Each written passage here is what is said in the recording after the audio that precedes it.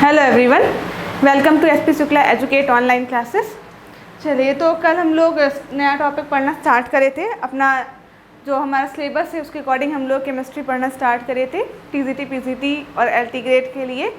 तो कल जो टॉपिक हम लोगों ने स्टार्ट किया था वो स्टार्ट किया था स्ट्रक्चर ऑफ मैटर, यानी कि पदार्थ की संरचना। और पदार्थ की संरचना मैंने आपको बताया था कि 3 टॉपिक्स उसमें आपको पढ़ना है। आपको पढ़ना है सबसे पहले जो है परमाणु के बारे में, अणु के बारे में, पदार्थ के बारे में, उसके बाद डाल्टन का परमाणु सिद्धांत क्या है। तो कल की क्लास में हम लोगों ने बेसिक एक जाना था कि हमारा सिलेबस क्या है टीजीटी का, किस किस टॉपिक से कितने क्वेश्चंस आते हैं। उसके बाद हम लोगों ने जो है बेसिक अणु, परमाणु यानी कि मॉलिक्यूल, एटम्स, इन लोगों इसके बारे में डिस्कस किया था। आज हम लोग जो डिस्कस करेंगे आगे वो है डाल्टन का परमाणु मॉडल, यानी डाल्टन एटॉमिक थ्योरी। ठीक है, तो डाल्टन की एटॉमिक थ्योरी इंपॉर्टेंट टॉपिक है, इससे क्वेश्चन आपके बनते हैं। क्वेश्चन किस तरीके से बनते हैं वो भी चीज़ हम लोग डिस्कस करेंगे अभी यहाँ पर। ठीक है,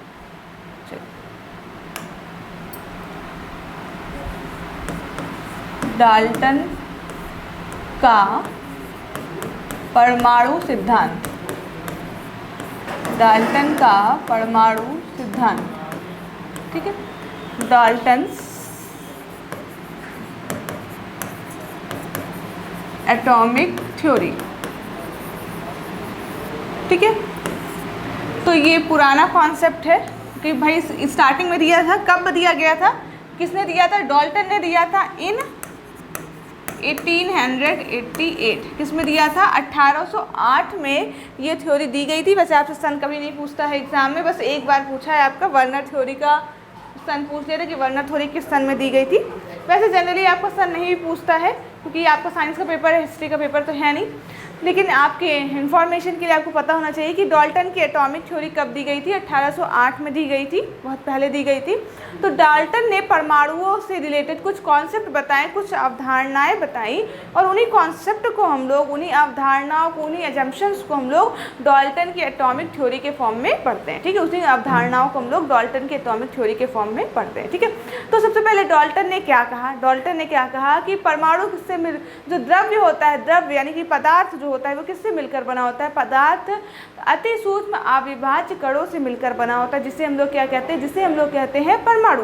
तो द्रव्य किससे मिलकर बना होता है, अति सूक्ष्म अविभाज्य कणों से, यानी कि वेरी स्मॉल एंड अनडिवाइडेबल पार्टिकल से मिलकर बना होता है, जिसे ही हम लोग क्या कहते हैं, एटम कहते हैं। तो फर्स्ट पॉइंट इन्होंने क्या बताया, डाल्टन ने फर्स्ट पॉइंट क्या बताया, फर्स्ट पॉइंट इन्होंने बताया कि जो हमारा पदार्थ होता है, पदार्थ यानी कि मैटर जो होता है, पदार्थ अति सूक्ष्म, पदार्थ अति सूक्ष्म अविभाज्य कणों से मिलकर बना होता है,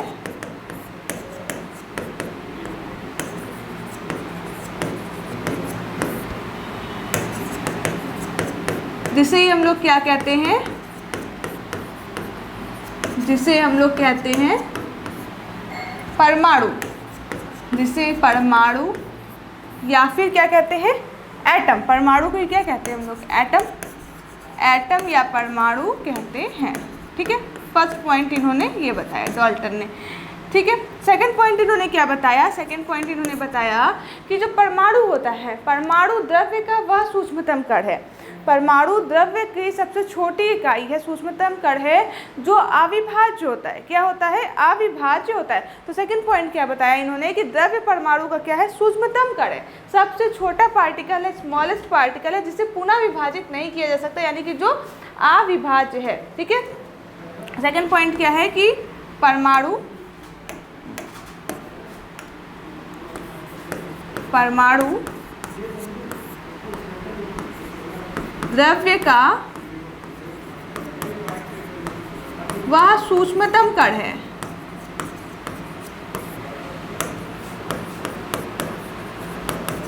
जिसे पुनः विभाजित नहीं किया जा सकता, पुनः विभाजित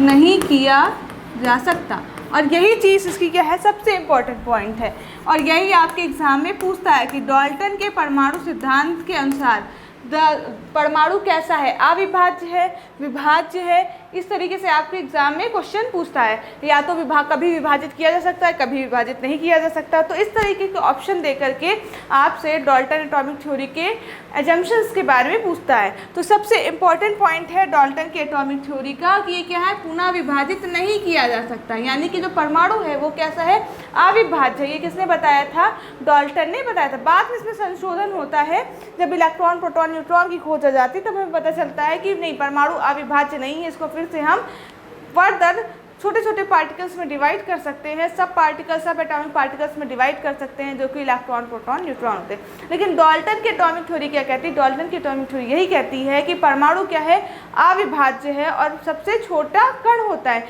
सबसे छोटा कण होता है यानी कि क्या है, पदार्थ की इकाई होती है। यानी कि परमाणु क्या होता है, पदार्थ की इकाई होती है, यानी कि पदार्थ की, मैटर की यूनिट क्या है आपकी, वही परमाणु रहता है। ठीक है, अतः परमाणु पदार्थ की इकाई होती है, पदार्थ का मूलभूत कण रहता है, मूलभूत कण है। ठीक है, तो पदार्थ का मूलभूत कण क्या है, पदार्थ का मूलभूत कण क्या है आपका, परमाणु। डाल्टन के अनुसार पदार्थ यानी कि द्रव्य का मूलभूत कण क्या हो जाता है आपका, परमाणु हो जाता है। थर्ड पॉइंट इन्होंने क्या बताया, थर्ड पॉइंट इन्होंने ये बताया कि जो परमाणु होते हैं वो पदार्थ का मूलभूत कण है। अब ये क्या करते हैं, ये रासायनिक अभिक्रियाओं में भाग तो लेते हैं, रासायनिक अभिक्रियाओं में भाग लेते हैं, लेकिन ये ना तो नष्ट होते हैं और ना ही क्या होते हैं, विघटित होते हैं। रासायनिक अभिक्रियाओं में भाग तो लेते हैं लेकिन ना नष्ट होते हैं और ना ही विघटित होते हैं, यानी बिना विघटित हुए, यानी बिना डिकम्पोज हुए, बिना डिवाइड हुए ये केमिकल रिएक्शन में क्या करते हैं, पार्टिसिपेट करते हैं। ठीक है, तो थर्ड पॉइंट क्या इन्होंने बताया कि परमाणु केमिकल रिएक्शन में पार्टिसिपेट करते हैं, यानी परमाणु रासायनिक अभिक्रियाओं में, परमाणु रासायनिक अभिक्रियाओं में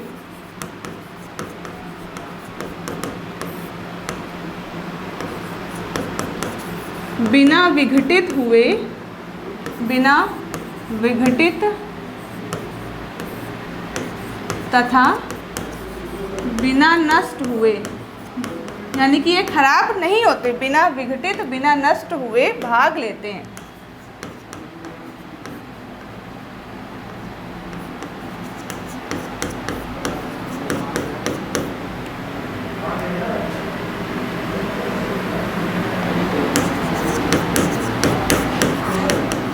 ठीक है, तो परमाणु क्या करते हैं, केमिकल रिएक्शन में पार्टिसिपेट तो करते हैं लेकिन ये डिकम्पोज नहीं होते हैं, ना ही डिस्ट्रॉय होते हैं। ठीक है, फोर्थ पॉइंट क्या उन्होंने बताया, ये भी इंपॉर्टेंट पॉइंट है।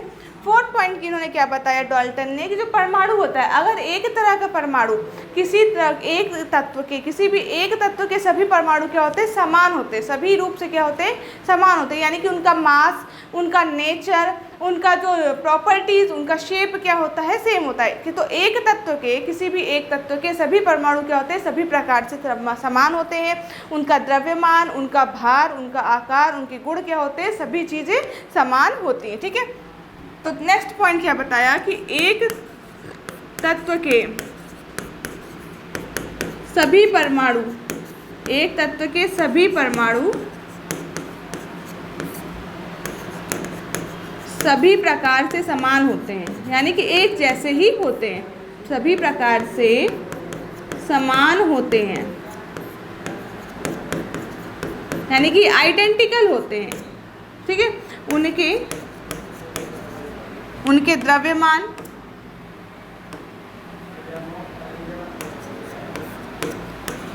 द्रव्यमान, यानी कि मास, उनका आकार यानी कि शेप उनका, और उनके जो गुण होते हैं वो यानी कि उनकी जो प्रॉपर्टीज होती है सभी समान होते हैं। ठीक है, यानी कि एक एलिमेंट के जितने भी परमाणु होंगे वो क्या होंगे, सारे के सारे आइडेंटिकल होंगे। ये किसने बताया, ये भी चीज़ किसने बताया, ये भी डाल्टन ने बताया। किसके बारे में बताया, परमाणुओं के बारे में बताया। ठीक है, नेक्स्ट पॉइंट क्या इन्होंने बताया, नेक्स्ट पॉइंट नंबर 5 इन्होंने बताया कि भिन्न भिन्न तत्वों के परमाणु, भिन्न भिन्न तत्वों के परमाणु क्या होते हैं, वो भिन्न भिन्न होते हैं, यानी कि डिफरेंट एलिमेंट के जो एटम्स होते हैं वो एक दूसरे से क्या होते हैं, डिफरेंट होते हैं, यानी कि उनका शेप, उनका साइज, उनकी प्रॉपर्टीज़ क्या होती हैं, एक दूसरे से डिफरेंट होती है। ठीक है, तो नेक्स्ट पॉइंट इन्होंने क्या बताया कि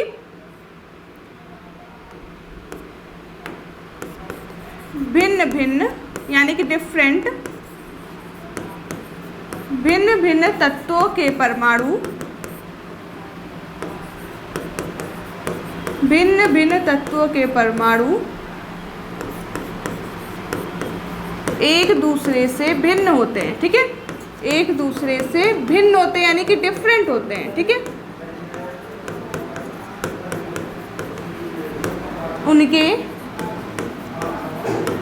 उनका द्रव्यमान, उनका आकार,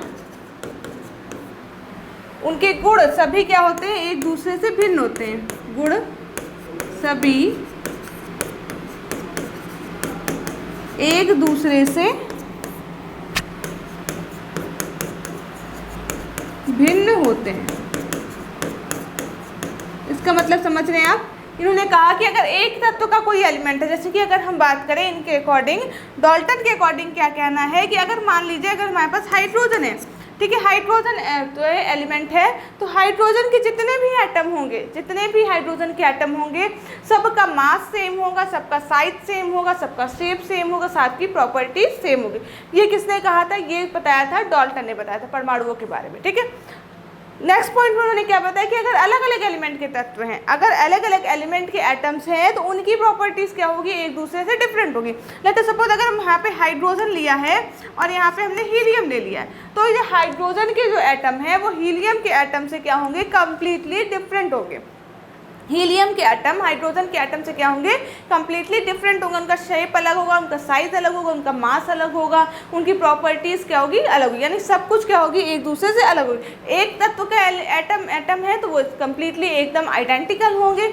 अगर डिफरेंट एलिमेंट के एटम है तो वो एक दूसरे से क्या होंगे, डिफरेंट होंगे। ठीक है, ये चीज़ इन्होंने बताई। ये चीज़ किसने बताई, हमें डाल्टन ने बताई। ठीक है, सारे पॉइंट इंपॉर्टेंट है, इनसे ऐसा स्टेटमेंट आपको देकर पूछ लेता है, इसलिए डाल्टन ने जितने भी असम्पशंस बताए हैं वो बहुत ही इंपॉर्टेंट है। इसको आप मतलब थ्योरेटिकल पोर्शन समझ करके छोड़िएगा नहीं, इससे क्वेश्चन पूछा जाता है डाल्टन के एटॉमिक थ्योरी से हर बार एग्जाम में, तो सारे असम्पशंस इसके इंपॉर्टेंट है। सबसे ज़्यादा इंपॉर्टेंट आपका ये वाला, सबसे ज़्यादा इंपॉर्टेंट आपका सेकेंड वाला असम्पशन है कि परमाणु क्या है, अविभाज्य कण है। सबसे इंपॉर्टेंट पॉइंट इसका डाल्टन को जो सबसे ज़्यादा एग्जाम में पूछा जाता है वो सेकंड पॉइंट से पूछा जाता है कि परमाणु, डाल्टन की परमाणु सिद्धांत के अनुसार परमाणु कैसा है, अविभाज्य है। तो कई सारा आपको ऑप्शन दे देगा, उसमें से आपको करेक्ट ऑप्शन टिक करना होगा। ठीक है, नेक्स्ट पॉइंट देखिए। नेक्स्ट पॉइंट इन्होंने क्या बताया कि जो परमाणु होते हैं, परमाणु क्या होते हैं, वो आपस में कंबाइन करते हैं, आपस में मिल करके क्या बनाते हैं, संयुक्त परमाणु। और हमेशा किस होल नंबर रेशियो में कंबाइन करते हैं, हमेशा पूर्णांक संख्या अनुपात में क्या करते हैं, कंबाइन करते हैं। जो एटम्स होते हैं वो आपस में हमेशा होल नंबर रेशियो में कंबाइन करके क्या बनाते हैं, संयुक्त परमाणु यानी कंपाउंड एटम बनाते हैं। क्या बनाते हैं, कंपाउंड एटम बनाते हैं। ठीक है, तो भिन्न भिन्न तत्वों के परमाणु। नेक्स्ट पॉइंट इन्होंने क्या बताया, नेक्स्ट पॉइंट इन्होंने बताया कि भिन्न भिन्न तत्वों के परमाणु, भिन्न भिन्न तत्वों के यानी डिफरेंट एलिमेंट के जो एटम्स होते हैं परमाणु, होल नंबर रेशियो में यानी कि पूर्णांक संख्या अनुपात में, रेशियो में कंबाइन करके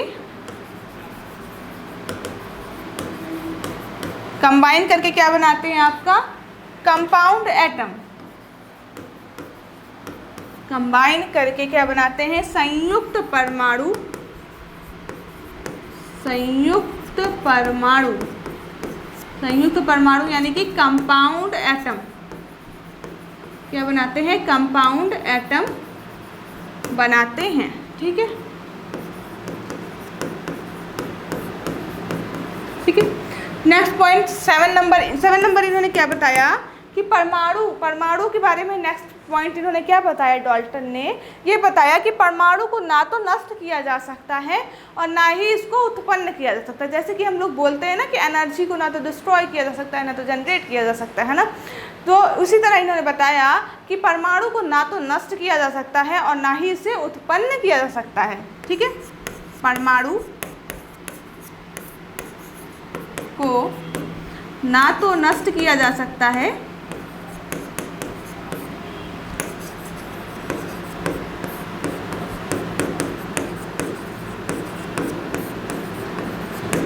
और ना ही उत्पन्न किया जा सकता है, यानी कि ना तो इसको डिस्ट्रॉय किया जा सकता है ना ही जनरेट किया जा सकता है।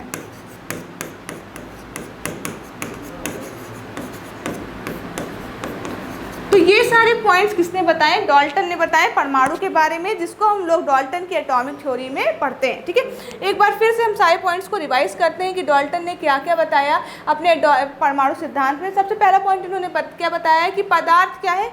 अति सूक्ष्म अविभाज्य कणों से मिलकर बना है, जिसे हम लोग क्या कहते हैं? परमाणु कहते हैं, एटम कहते हैं। ठीक है, नेक्स्ट पॉइंट इन्होंने क्या बताया कि परमाणु क्या होता है? द्रव्य का वह सूक्ष्मतम कण होता है जिसे पुनः विभाजित नहीं किया जा सकता है। सबसे माइन्यूट यूनिट है इसकी, यानी कि परमाणु क्या है? पदार्थ का फंडामेंटल यूनिट होता है, मूलभूत इकाई होता है, फंडामेंटल यूनिट होता है।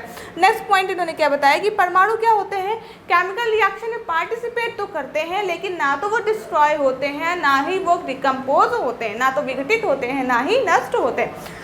फोर्थ पॉइंट इन्होंने क्या बताया? फोर्थ पॉइंट इन्होंने बताया कि किसी एक एलिमेंट के जितने भी एटम होंगे वो सारे आइडेंटिकल होंगे, उनके शेप, उनका साइज, उनकी प्रॉपर्टीज, सारी चीज़ें क्या होंगी? सेम होगी। ठीक है, नेक्स्ट पॉइंट इन्होंने क्या बताया कि अगर डिफरेंट एटम्स की बात करें, डिफरेंट एलिमेंट्स के एटम की बात करें, तो डिफरेंट एलिमेंट्स के जो एटम होते हैं वो एक दूसरे से क्या होते हैं? डिफरेंट होते हैं। उनका शेप, उनका साइज, उनका मास, उनका प्रॉपर्टीज एक दूसरे से क्या होगी? डिफरेंट होगी। ठीक है, 6 नंबर में उन्होंने क्या बताया? 6 पॉइंट इन्होंने क्या बताया कि जो एटम्स होते हैं, डिफरेंट एलिमेंट्स के जो एटम होते हैं वो आपस में कंबाइन करते हैं, और हमेशा होल नंबर रेशियो में कंबाइन करते हैं, और कंबाइन करके क्या बनाते हैं? कंपाउंड एटम बनाते हैं। क्या बनाते हैं?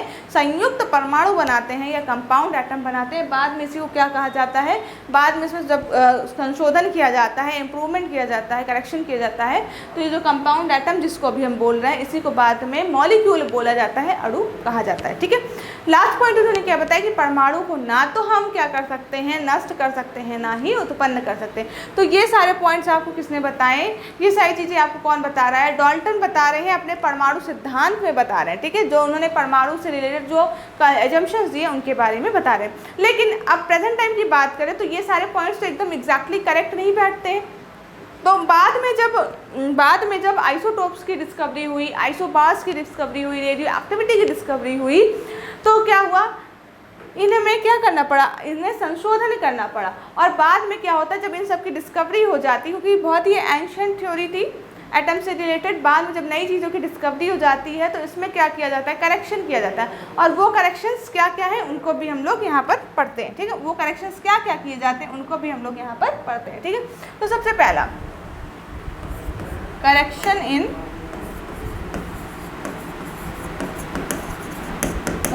इन डाल्टन्स एटॉमिक थ्योरी।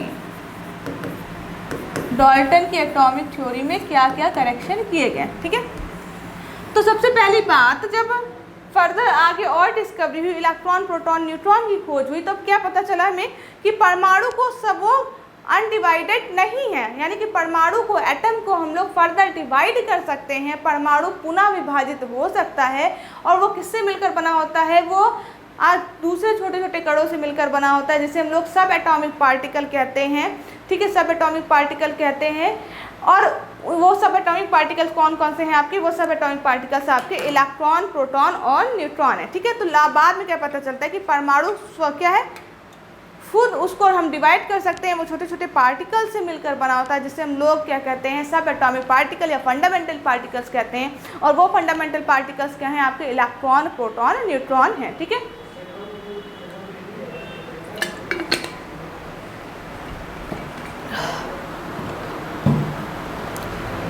तो पहला करेक्शन तो यही होता है कि परमाणु किससे मिलकर बना हुआ है? अति सूक्ष्म, स्वयं क्या है? अलग अलग तरीके के परमाणु स्वयं विभिन्न प्रकार के अति सूक्ष्म कणों से, अति सूक्ष्म कणों से मिलकर बना होता है। यानी बाद में हमें पता चलता है कि हम परमाणु को क्या कर सकते हैं? डिवाइड कर सकते हैं, एटम को हम फर्दर डिवाइड कर सकते हैं। और इन पार्टिकल्स को क्या बोलते हैं? इन पार्टिकल्स को कहते हैं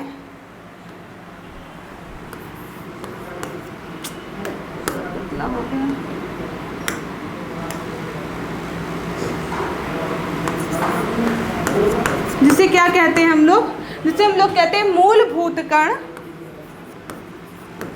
मूलभूत कण यानी कि फंडामेंटल पार्टिकल।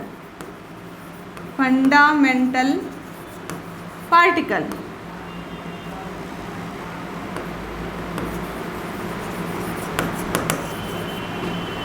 या फिर क्या कहते हैं? या अंतरापरमाणवीय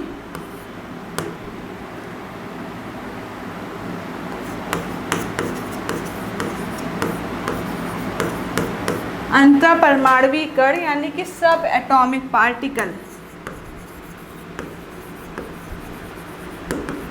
सब एटॉमिक पार्टिकल। और ये सब एटॉमिक पार्टिकल कौन से होते हैं? कौन कौन से सब एटॉमिक पार्टिकल होते हैं? जो कि क्या क्या हैं आपके? इलेक्ट्रॉन। सब एटॉमिक पार्टिकल्स कौन कौन से? यानी एटम किन से मिलकर बना होता है? इलेक्ट्रॉन, प्रोटॉन और न्यूट्रॉन से मिलकर बना होता है। इनके बारे में भी हम लोग बाद में पढ़ेंगे, ठीक है, कि इलेक्ट्रॉन का मास कितना होता है, किसने इसकी डिस्कवरी की, चार्ज कितना होता है, सारी चीज़ें हम लोग इसके बारे में पढ़ेंगे आगे बाद में, ठीक है। तो पहला करेक्शन तो यही होगा कि एटम जो इन्होंने कहा डाल्टन ने कि इसको हम फर्दर डिवाइड नहीं कर सकते, अनडिवाइडेड है, तो पहला करेक्शन तो यही आ जाता है कि एटम डिवाइडेड है, ये अनडिवाइडेड पार्टिकल नहीं है, डिवाइडेड पार्टिकल है। और ये किससे मिलकर बना होता है? सब एटॉमिक पार्टिकल से मिलकर बना होता है या फिर फंडामेंटल पार्टिकल से मिलकर बना होता है। वो फंडामेंटल पार्टिकल्स क्या हैं हमारे? इलेक्ट्रॉन, प्रोटॉन और न्यूट्रॉन है, ठीक है। इसको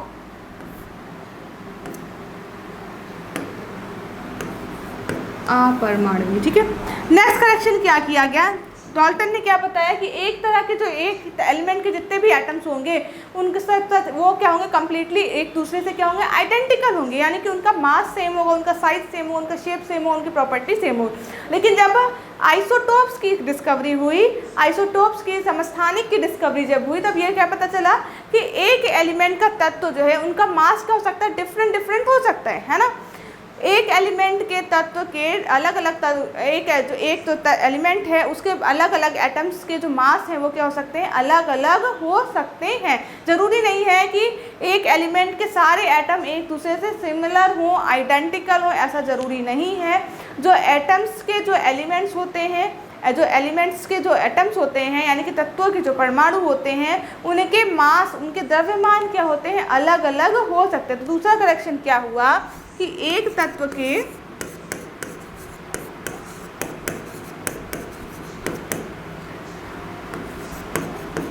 परमाणुओं का द्रव्यमान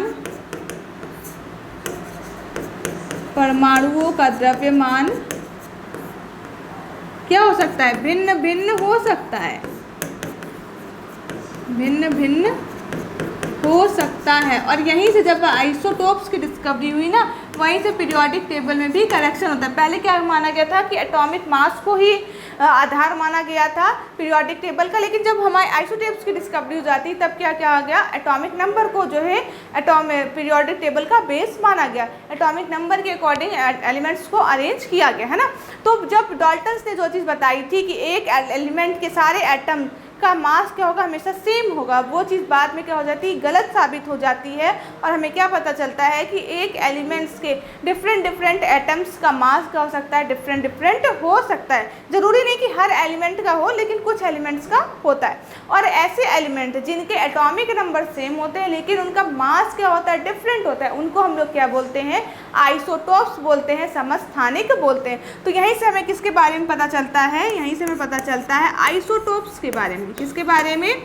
आइसोटोप्स के बारे में। आइसोटोप्स यानी कि समस्थानिक, समस्थानिक के बारे में यहाँ से पता चलता है। तो आइसोटोप्स क्या होते हैं? किसी तत्व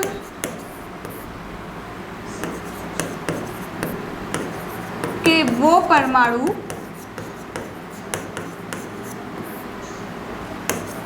जिसका क्या हो? एटॉमिक नंबर यानी कि परमाणु क्रमांक क्या हो, सेम हो। एटॉमिक नंबर क्या हो, सेम हो। एटॉमिक नंबर समान हो,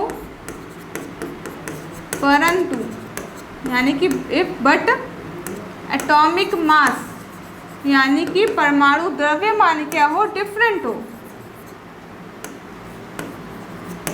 परमाणु द्रव्यमान क्या हो, एटॉमिक मास क्या हो, डिफरेंट हो, उसे ही हम लोग क्या बोलते हैं, आइसोटोप्स।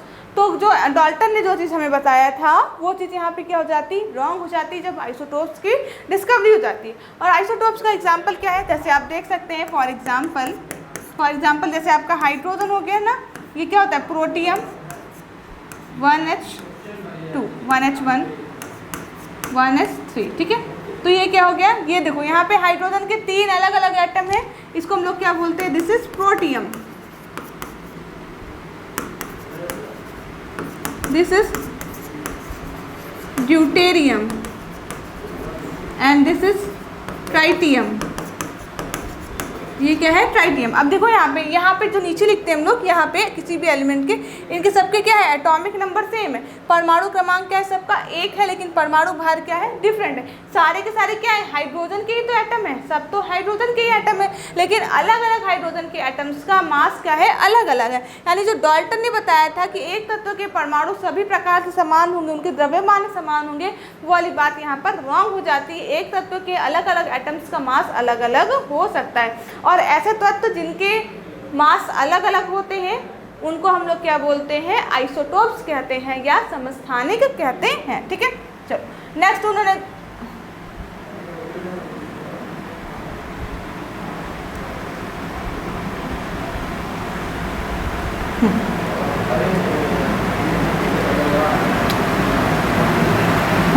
नेक्स्ट करेक्शन उन्होंने क्या किया, 2 करेक्शन हम लोगों ने पढ़ लिया। नेक्स्ट करेक्शन क्या किया उन्होंने, नेक्स्ट चीज़ उन्होंने ये बताई, उन्होंने क्या बताया था डाल्टन ने कि डिफरेंट एलिमेंट्स के जो एटम होंगे वो एक दूसरे से क्या होंगे, डिफरेंट होंगे, यानी उनका मास डिफरेंट होगा, उनका शेप डिफरेंट होगा, उनका साइज डिफरेंट होगा, उनकी प्रॉपर्टीज डिफरेंट होगी।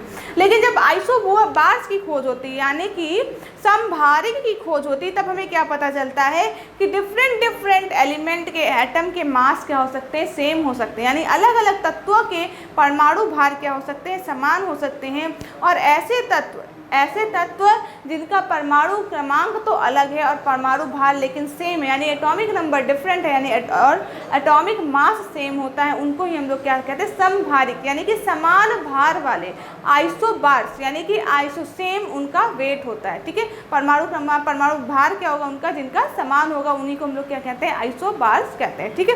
तो थर्ड करेक्शन क्या आता है कि भिन्न भिन्न तत्वों के परमाणुओं का भार भिन्न भिन्न तत्वों के परमाणुओं का द्रव्यमान यानी कि परमाणु भार समान हो सकता है, तो थर्ड करेक्शन डाल्टन के एटॉमिक थ्योरी में ये हुआ, ठीक है। और यहीं से हमें किसका कॉन्सेप्ट मिलता है, आइसोबार्स का। किसका, आइसोबार्स का। आइसोबार को हम लोग क्या बोलते हैं, समभारिक, समान भार वाले, समान वेट वाले, ठीक है, समभारिक, ठीक है। तो आइसोबार्स क्या होते हैं, ऐसे तत्व जिनके क्या हो, परमाणु क्रमांक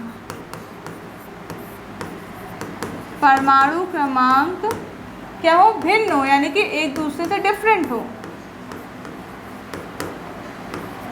परंतु लेकिन क्या है, उनका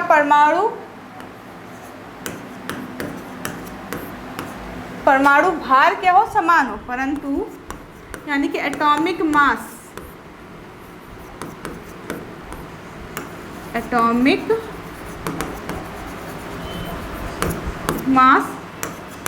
समान हो, उन्हीं को हम लोग क्या बोलते हैं, समभारिक बोलते हैं, ठीक है। तो थर्ड करेक्शन ये वाला हुआ। और इसके एग्जांपल जैसे कि आपका हो गया आर्गन का क्या होता है, एटॉमिक नंबर 18, ठीक है। उसके बाद आपका अगर पोटेशियम, इसका एटॉमिक नंबर 19, उसके बाद आपका आता है कैल्शियम, इसका भी एटॉमिक नंबर कितना होता है 20। तो सबके एटॉमिक नंबर यहाँ पे क्या है, डिफरेंट है, लेकिन एटॉमिक मास क्या होता है, सबका सेम होता है। आर्गन का भी 40 होता है, पोटेशियम का भी 40 होता है, कैल्शियम का भी 40 होता है, ठीक है। तो यहाँ पे देखो डिफरेंट एलिमेंट है, डिफरेंट एलिमेंट है, तो डाल्टन के अकॉर्डिंग क्या होना चाहिए, डाल्टन के अकॉर्डिंग तो ये होना चाहिए कि इनका मास क्या होना चाहिए, डिफरेंट होना चाहिए, क्योंकि अलग अलग एलिमेंट है। लेकिन अलग अलग एलिमेंट होने के बावजूद भी क्या होते हैं, इनके मास सेम हो सकते हैं। तो डाल्टन ने जो ये कॉन्सेप्ट दिया था कि अलग अलग एलिमेंट के जो है एटम्स का जो मास होगा वो डिफरेंट होगा, वो वाली चीज़ यहाँ पर भी क्या हो जाती है, कैंसिल आउट हो जाती है। और यहाँ से हमें एक नया कॉन्सेप्ट मिलता है, किसका कॉन्सेप्ट मिलता है, हमें आइसोबार्स का कॉन्सेप्ट मिलता है, संभारिक का कॉन्सेप्ट हमें मिलता है, ठीक है। अब एक चीज़ एग्जाम में आपसे और पूछा जाता है, इन सब से भी क्वेश्चन आपसे पूछता है, आइसोबार से पूछता है, आइसोटोप से पूछता है, एक क्वेश्चन और आपसे पूछता है आइसोटोन्स, ठीक है। तो एक क्वेश्चन आपसे और पूछता है आइसोटोन्स, आइसोटोन्स क्या होते हैं, ठीक है, ये भी आपसे पूछता है आइसोटोन्स। तो इसमें एक करेक्शन हम लोग नेक्स्ट और पढ़ लेते हैं, उसके बाद आइसोटोन्स के बारे में पढ़ते हैं, ठीक है। तो एक और करेक्शन किया गया, 4 करेक्शन टोटल किए गए। एक और करेक्शन किया गया कि डाल्टन ने क्या बताया था कि जो एटम्स होते हैं वो हमेशा होल नंबर रेशियो में कंबाइन होते हैं, होल नंबर रेशियो में कंबाइन होते हैं, और क्या बनाते हैं, होल नंबर रेशियो में कंबाइन करके कंपाउंड एटम बनाते हैं। बाद में इसमें करेक्शन किया गया और ये बताया गया कि एटम क्या होते हैं, एटम जरूरी नहीं है कि वो हमेशा होल नंबर रेशियो में कंबाइन करें, वो फ्रैक्शनली भी कंबाइन करते हैं, और वो कंबाइन करके क्या बनाते हैं, मॉलिक्यूल बनाते हैं, अणु बनाते हैं, क्या बनाते हैं, अणु बनाते हैं, ठीक है। तो जो कंपाउंड एटम था उसी को बाद में क्या कहा गया, मॉलिक्यूल कहा गया, एटम कहा गया, ठीक है। तो तत्वों के परमाणु, जरूरी नहीं कि जितने भी एलिमेंट हैं उनके जो एटम्स है वो हमेशा होल नंबर में हो, उनका जो संयोजन होता है, ये कॉम्बिनेशन होता है, वो हमेशा होल नंबर में हो। तत्वों के परमाणुओं का संयोजन, संयोजन मतलब कॉम्बिनेशन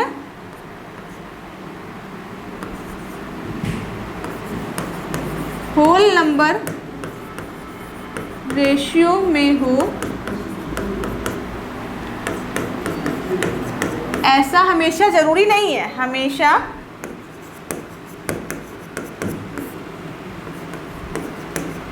यानी कि होल नंबर रेशियो में भी हो सकता है और फ्रैक्शनल रेशियो में भी हो सकता है, जरूरी नहीं कि हमेशा होल नंबर रेशियो में ही ये कंबाइन करे, ठीक है। जैसे कि आप कार्बोहाइड्रेट्स पढ़ते हैं, फॉर एग्जांपल जैसे आप जितने भी बड़े मॉलिक्यूल्स होते हैं ना, मैक्रो मॉलिक्यूल्स होते हैं, जैसे कार्बोहाइड्रेट्स हो गए, आपका लिपिड्स हो गए, आपके पॉलीमर्स हो गए, तो इनमें जो एटम्स कंबाइन करते हैं वो हमेशा फ्रैक्शनल है, जरूरी नहीं होता कि वो हमेशा वो होल नंबर रेशियो में कंबाइन करें, वो फ्रैक्शनल रेशियो भी उनका होता है। फॉर एग्जाम्पल जैसे कि आपका हो गया कार्बोहाइड्रेट, ठीक है, प्रोटीन, पॉलीमर्स, इन सब में जो है क्या होता है, होल नंबर रेशियो में कंबाइन नहीं करते, फ्रैक्शनल रेशियो में भी एटम्स क्या करते हैं, कंबाइन करते हैं। तो ये 4 करेक्शन डाल्टन की एटॉमिक थ्योरी में किए गए। तो डाल्टन की एटॉमिक थ्योरी के एजम्पशन से भी क्वेश्चन पूछता है, करेक्शन से भी आपके क्वेश्चन पूछता है, दोनों से ही क्वेश्चन आते हैं, ठीक है। तो हम लोगों ने क्या क्या पढ़ लिया, आइसोबार्स पढ़ लिए, आइसोटोप्स पढ़ लिए, एक टर्म और आता है, वो क्या है आपका, एक टर्म और आता है, वो टर्म है आपका आइसोटोन्स। आइसोटोन्स, आइसोटोन्स को हम लोग बोलते हैं सम न्यूट्रॉनिक, सम न्यूट्रॉनिक, सम न्यूट्रॉनिक मतलब नाम से पता चल रहा है, यानी अब क्या समान होगा, क्या सिमिलर होगा इसमें, सिमिलर होगा इसमें नंबर ऑफ न्यूट्रॉन्स। तो ऐसे एलिमेंट्स के एटम्स, ऐसे एटम्स जिनमें क्या होता है, नंबर ऑफ न्यूट्रॉन्स सेम होते हैं, क्या सेम होता है, नंबर ऑफ न्यूट्रॉन्स सेम होते हैं, उनको ही हम लोग क्या बोलते हैं, सम न्यूट्रॉनिक कहते हैं, आइसोटोन्स कहते हैं, ठीक है, ठीक है। ऐसे तत्व जिनके परमाणुओं में किसका सेम होता है, न्यूट्रॉन्स, न्यूट्रॉन की संख्या, न्यूट्रॉन की खोज किसने की थी, चैडविक ने, बहुत पूछता है आपके एग्जाम में, न्यूट्रॉन की डिस्कवरी से क्वेश्चन आपके बहुत पूछता है। न्यूट्रॉन की संख्या समान होती है। क्या सेम होता है? Number of neutrons. उसे ही हम लोग क्या बोलते हैं? उसी को हम लोग आइसोटोन्स बोलते हैं। उसी को हम लोग क्या बोलते हैं? आइसोटोन्स बोलते हैं। फॉर एग्जाम्पल यहाँ पे अगर हम बात करें जैसे ट्राइटियम की 1H3, ट्राइटियम एंड हीलियम की 2He3, ठीक है। 2He4 भी होता है, 2He3 भी होता है। ये हीलियम का क्या है?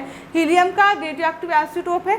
2He3 भी होता है। तो अब यहाँ पे अगर हम न्यूट्रॉन्स निकालते हैं, न्यूट्रॉन्स कैसे निकालते हैं? एटॉमिक मास में से एटॉमिक नंबर अगर हम माइनस कर देते हैं तो हमें क्या पता है? नंबर ऑफ न्यूट्रॉन्स पता चलता है। तो इसमें कितने न्यूट्रॉन्स हैं? इसमें न्यूट्रॉन्स कितने आएंगे? नंबर ऑफ न्यूट्रॉन्स, इधर से लिखते हैं नंबर ऑफ न्यूट्रॉन्स।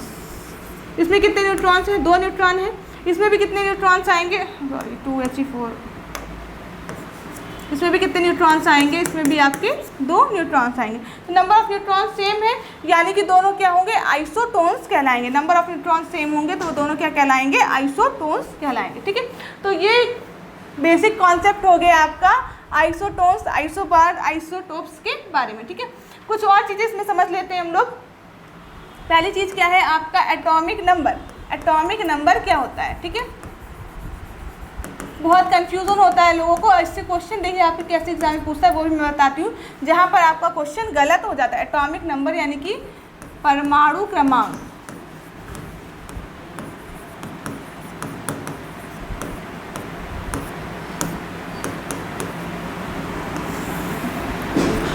ठीक है, परमाणु क्रमांक। परमाणु क्रमांक क्या होता है? परमाणु क्रमांक क्या है? किसी भी तत्व का, हर एलिमेंट का जो एटॉमिक नंबर होता है वो फिक्स होता है, वो स्पेसिफिक होता है। तो परमाणु क्रमांक स्पेसिफिक होता है ना। हर एलिमेंट का एक अपना फिक्स एटॉमिक नंबर होता है। और परमाणु क्रमांक क्या होता है? किसी भी एटम में जितने पॉजिटिव चार्ज होते हैं, यानी कि पॉजिटिव चार्ज यानी कि जिसके न्यूक्लियस में कितने न्यूट्रॉन प्रेजेंट हैं, वही क्या कहलाता है? एटॉमिक नंबर कहलाता है। वही क्या कहलाता है? एटॉमिक नंबर कहलाता है, ठीक है। तो किसी तत्व के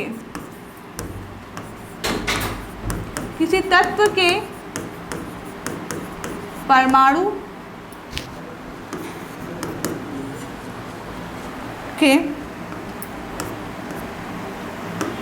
के नाभिक यानी कि न्यूक्लियस में उपस्थित धनावेश। देखिए अभी आप लोग बेसिक सारी चीज़ें मैं आप लोग को पढ़ा रही हूँ ताकि जो है जब आप बॉन्डिंग पढ़ें, जब आप जो है ब्लॉक एलिमेंट्स पढ़ें तो आपको सारी चीज़ें पता हो कि एटॉमिक नंबर क्या होता है, आइसोटोप्स क्या होता है। इसलिए बेसिक वाले टॉपिक से मैंने पढ़ाना स्टार्ट किया है आप लोग को, क्योंकि बहुत सारे बच्चे तो जो होंगे जिनका कंटिन्यू स्टडी कर रहे हैं तो उनको तो ऐसा प्रॉब्लम नहीं होगी, लेकिन बहुत सारे बच्चे ऐसे भी होते हैं जिनकी पढ़ाई बीच में छूट जाती है या काफ़ी टाइम उनका गैप हो गया है और फिर वो पढ़ाई करें, या फिर वो मतलब कि जैसे कि वो साइंस से ही पढ़े लेकिन बीच में किसी और चीज़ की तैयारी करने लगे, किसी और कंपटीशन की तैयारी करने लगे, तो अपने सब्जेक्ट से टच हट जाता है। तो इस कंडीशन में क्या होता है, सारी चीज़ें हम भूल जाते हैं जो हम लोग ग्रेजुएशन में या इंटर में या हाई स्कूल में पढ़े रहते हैं, सारी चीज़ें भूल जाते हैं। तो वहाँ पर ज़रूरी होता है कि आप बेसिक से पढ़ना स्टार्ट करिए। जब बेसिक से पढ़ना स्टार्ट करते हैं तो चीज़ें आपको तेज़ी से रिमाइंड होती है, जल्दी जल्दी आप चीज़ों को जो आपने पहले कभी पढ़ रखा है वो सारी चीज़ें आपको रिमाइंड होने लगती है फास्टली, और आप अच्छे से आगे पढ़ कर पाते हैं, अपना सिलेबस पूरी तरीके से कवर कर पाते हैं, ठीक है। तो किसी तत्व के नाभिक में उपस्थित धनावेश,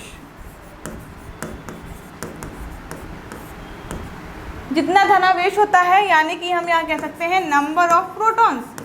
किसी भी एटम्स में जो न्यूक्लियस में जो धनावेश है, जो पॉजिटिव चार्ज होता है वो क्या होता है, नंबर ऑफ न्यूट्रॉन्स होता है।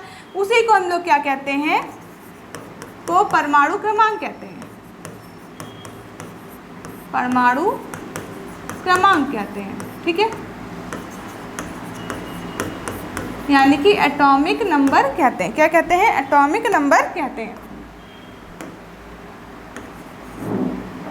अब देखो जैसे फॉर एग्जांपल अगर मैं यहाँ बात करें कार्बन 6, तो इसका एटॉमिक नंबर हमेशा क्या लिखते हैं हम लोग, नीचे की तरफ लिखते हैं एटम के। तो इसका एटॉमिक नंबर को हम लोग किससे रिप्रेजेंट करते हैं, एटॉमिक नंबर को हम लोग किससे रिप्रेजेंट करते हैं, जेड से रिप्रेजेंट करते हैं। किससे, जेड से रिप्रेजेंट करते हैं। तो इसका एटॉमिक मास क्या हो जाएगा, 6। जितने किसी भी एलिमेंट में जितने भी नंबर ऑफ प्रोटॉन्स होते हैं वही क्या होता है, उसका एटॉमिक मास होता है, वही क्या होता है, उसका एटॉमिक मास होता है, ठीक है। चलो नेक्स्ट चीज़ आते हैं, नेक्स्ट चीज़ हम लोग को पढ़ना है एटॉमिक वेट। एटॉमिक वेट क्या होता है, एटॉमिक वेट यानी कि परमाणु द्रव्यमान या परमाणु भार। परमाणु द्रव्यमान। अब परमाणु द्रव्यमान क्या होता है? तो किसी भी तत्व के नाभिक में, किसी भी तत्व के परमाणु के नाभिक में जो number of protons plus neutrons, इसको इन शॉर्ट लिख सकते हैं, क्या लिख सकते हैं? Number of proton plus number of neutron. ठीक है, तो किसी भी एलिमेंट के न्यूक्लियस में, उस एटम के न्यूक्लियस में जितने नंबर ऑफ प्रोटॉन और न्यूट्रॉन्स होंगे उन्हीं का सम क्या कहलाता है? हमारा परमाणु भार कहलाता है। ठीक है, जैसे अगर हम बात करें, यहाँ पे हम बात कर रहे हैं 6C14 की। ठीक है, 6C14, तो एटॉमिक मास होता है हमेशा ऊपर की तरफ लिखते हैं, एटॉमिक नंबर किस तरह लिखते हैं? नीचे की तरफ लिखते हैं। तो इसमें नंबर ऑफ प्रोटॉन्स कितने हैं? नंबर ऑफ प्रोटॉन्स क्या है? इसमें 6 है। नंबर ऑफ न्यूट्रॉन क्या है? 8 है। तो 6 प्रोटॉन है और 8 न्यूट्रॉन्स हैं, तो एटॉमिक मास क्या हो जाएगा? Atomic mass. एटॉमिक मास तो किससे रिप्रेजेंट करते हैं? ए से रिप्रेजेंट करते हैं। एटॉमिक मास क्या होता है? प्रोटॉन प्लस न्यूट्रॉन, यानी 6 + 8 यानी कितना आ जाएगा आपका? 14। एटॉमिक मास कितना आ जाएगा इसका? 14। ठीक है, तो ये हो गया आपका एटॉमिक मास और एटॉमिक नंबर। ठीक है, अब देखिए क्वेश्चन आपसे किस तरीके से पूछता है। क्वेश्चन देखिए इस तरीके से आपसे पूछता है कि कॉपर 2+, ठीक है, कॉपर 2+ में कितने आपके या तो फिर हाँ, कॉपर 2+ में नंबर ऑफ प्रोटॉन, आपको क्या निकालना है? नंबर ऑफ प्रोटॉन निकालना है। ठीक है, क्या निकालना है? नंबर ऑफ प्रोटॉन निकालना है। तो बहुत बार लोग क्या करते हैं, कॉपर का एटॉमिक नंबर कितना होता है? कॉपर का एटॉमिक नंबर कितना होता है? Cu29। कितना होता है? Atomic number 29। तो देखिए अब प्लस चार्ज है, प्लस चार्ज का मतलब क्या होता है? कैटायन बन रहा है, कैटायन बन रहा है यानी कि इलेक्ट्रॉन निकल रहा है। क्या निकल रहा है? इलेक्ट्रॉन निकल रहा है, ना कि क्या निकल रहा है? प्रोटॉन निकल रहा है। प्रोटॉन तो सेम ही होगा ना, प्रोटॉन तो न्यूक्लियस में प्रेजेंट है, प्रोटॉन नहीं निकल रहा है, प्रोटॉन नहीं निकल रहा, निकल क्या रहा है? इलेक्ट्रॉन निकल रहा है। तो अगर कॉपर का एटॉमिक मास कितना है? 29 है, यानी कि इसमें क्या है? इसमें नंबर ऑफ प्रोटॉन कितने होंगे? इसका एटॉमिक मास, एटॉमिक नंबर कितना होता है? 29। तो कॉपर में प्रोटॉन कितने होंगे आपके? कॉपर में प्रोटॉन होंगे आपके 29। नंबर ऑफ प्रोटॉन कितना हो जाएगा? 29। और जब कॉपर 2+ बना, कॉपर 2+ जब बन रहा है तो इलेक्ट्रॉन निकल रहा है। हमेशा ध्यान रखिए क्या निकल रहा है? इलेक्ट्रॉन निकल रहा है, ना कि प्रोटॉन। क्या निकल रहा है? इलेक्ट्रॉन निकल रहा है। तो कैटायन भी बनेगा, कैटायन भी बनेगा तो भी उसमें प्रोटॉन क्या होंगे? हमेशा सेम ही होंगे। प्रोटॉन क्या होंगे? सेम ही होंगे, 29 ही होगा। ठीक है, तो ये वाली चीज़ हमेशा ध्यान रखिए। जैसे कभी किस तरह की क्वेश्चन आपको देता है एग्जाम में, कभी आपको ये दे दिया, ठीक है, कि फ्लोरीन में और फ्लोरीन माइनस में आपको क्या निकालना है? Number of proton. क्या निकालना है? Number of proton. ठीक है, तो देखो माइनस चार्ज हुआ है यानी कि इलेक्ट्रॉन बढ़ा है। क्या बढ़ा है? इलेक्ट्रॉन बढ़ा है। जब भी चार्ज होता है, पॉजिटिव चार्ज या नेगेटिव चार्ज, उसमें क्या होता है? या तो इलेक्ट्रॉन है, पॉजिटिव चार्ज है तो इलेक्ट्रॉन निकलेगा, और नेगेटिव चार्ज है तो इलेक्ट्रॉन बढ़ेगा। लेकिन प्रोटॉन और न्यूट्रॉन पे ऐसा कोई भी इफेक्ट नहीं पड़ता है। प्रोटॉन और न्यूट्रॉन पे कोई भी इफेक्ट नहीं पड़ता है क्योंकि वो न्यूक्लियस में प्रेजेंट होते हैं ना। हमेशा इलेक्ट्रॉन का जो है लेना या देना हो रहा है, इलेक्ट्रॉन के नंबर में चेंज आता है, प्रोटॉन और न्यूट्रॉन के नंबर में चेंज नहीं आता है। तो अगर फ्लोरीन में क्या होता है? Number of proton, atomic number कितना होता है? फ्लोरीन का 9 होता है, तो नंबर ऑफ प्रोटॉन कितने होंगे? 9। तो फ्लोरीन का जब एनायन बनेगा तो भी उसमें कितने होंगे? नंबर ऑफ प्रोटॉन कितने होंगे? 9 होंगे। जबकि फ्लोरीन में क्या है? नंबर ऑफ इलेक्ट्रॉन क्या है? 9 है। लेकिन फ्लोरीन एनायन जब बनेगा, फ्लोरीन माइनस फ्लोराइड आयन जब बनेगा तो नंबर ऑफ इलेक्ट्रॉन क्या हो जाएंगे? आपके 10 हो जाएंगे। तो बहुत लोग क्या समझते हैं कि प्रोटॉन, देखिए जब हम लोग तत्वों के बारे में पढ़ते हैं तो हमेशा वो क्या होता है? न्यूट्रल फेस में रहता है। और न्यूट्रल फेस में क्यों रहता है? क्योंकि जितने उसमें प्रोटॉन होते हैं जितने उतने ही उसमें इलेक्ट्रॉन होते हैं। तो जब इस तरीके से आयन देकर पूछ लेता है तो लोग क्या समझते हैं, आप लोग गलती क्या कर देते हैं कि जैसे कि प्रोटॉन इलेक्ट्रॉन बढ़ रहा या घट रहा है तो सेम उसको न्यूट्रलाइज करने के लिए प्रोटॉन भी बढ़े या घटेगा, जबकि ऐसा नहीं होता है भाई। ये न्यूट्रल फॉर्म में नहीं, यहाँ पे चार्ज शो कर रहा है, चार्ज शो करे यानी कि इसकी न्यूट्रलिटी क्या हो रही है, लॉस हो रही है। लॉस हो रही है यानी कि इलेक्ट्रॉन घट या बढ़ रहा है, प्रोटॉन हमेशा क्या होता है, सेम होता है। तो एटॉमिक नंबर में एज सच चेंज नहीं आता है, चाहे वो कैटायन बने या तो फिर वो एनायन बने। ठीक है, तो ये थी आपकी पूरा जो फर्स्ट यूनिट था आपका वो कंप्लीट हो गया। फर्स्ट यूनिट क्या था आपका, पदार्थ की संरचना वाला जो टॉपिक था वो पूरा कंप्लीट हो गया। और उसमें जितने भी टॉपिक्स हम लोग को डिस्कस करने थे बेसिक टॉपिक था, इसलिए मैंने सबसे पहले उसी को पढ़ाया था ताकि आप लोग को बेसिक अच्छे से क्लियर हो जाए। इसके बाद हम लोग नेक्स्ट टॉपिक पढ़ेंगे जो कि हम लोग पढ़ेंगे पदार्थ की परमाणु की संरचना पढ़ेंगे। पदार्थ की संरचना हम लोगों ने पढ़ ली, परमाणु की संरचना पढ़ेंगे। परमाणु की संरचना बहुत ही इंपॉर्टेंट टॉपिक है, आपके एग्जाम में लगभग 8 से 10 क्वेश्चन उस टॉपिक से पूछे जाते हैं और बड़ा भी टॉपिक है। तो आप लोग कंटिन्यू बने रहिएगा, रेगुलर क्लास को अटेंड करिएगा ताकि आपको भी प्रॉब्लम ना हो और हमें भी प्रॉब्लम ना हो। तो चलिए हम लोग मिलेंगे नेक्स्ट क्लास में नए कंटेंट के साथ, नए टॉपिक पे डिस्कस करेंगे। तब तक के लिए थैंक यू टू ऑल।